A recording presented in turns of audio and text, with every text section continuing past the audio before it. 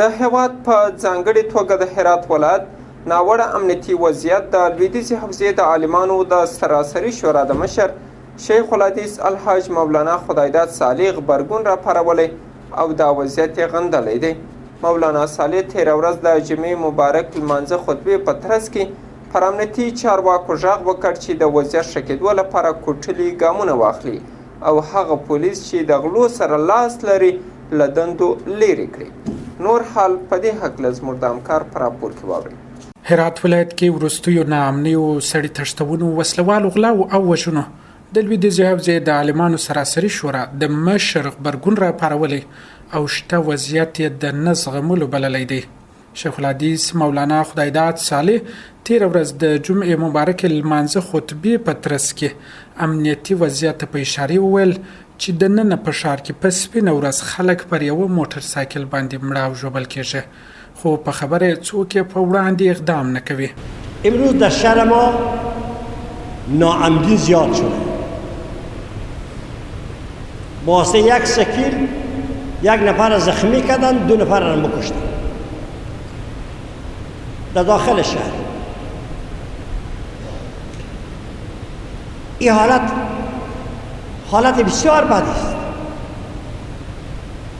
که به یک سکیلی 2 نفر و 3 نفر کشته شد در داخل شهر. در جای امنیت ترور میشه و اختطاف میشه واسه باسکل و سکل و تلیفون اینها.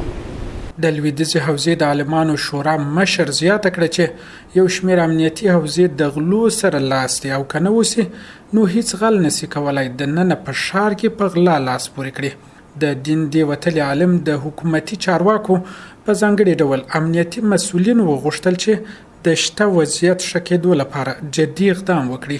ما از قوای امنیتی برادرانه خواهش میکنیم که کمی به خود بیاید. یقین دارم که همه ما شما یقین داریم که اگر دوز با حوزه ها بستگی نداشته باشد پدر دوزی کرده نمیتونه. حوزه ها خوب همین دوزار میشناسن. این وضعیت خوبی نیست که هم ما چوب ششته باشیم. امروز نوبت برادر ما بود، صبح نوبت تون است، پس ما نوبت من، صبح دیگر نوبت یکی دیگه. مولانا صالح په ټولنه کې د اسلامي اصولو او قوانینو په سمه توګه نه پلي کېدل به د اقتصادي حالت د بیکارۍ ډیرېدل او یو شمېر نور ناسم دودونه د شته وضعیت لاملونه یاد کړل او د خلکو یې وغوښتل چې په هر وضعیت کې د الله پاک رضا په نظر کې ونیسي.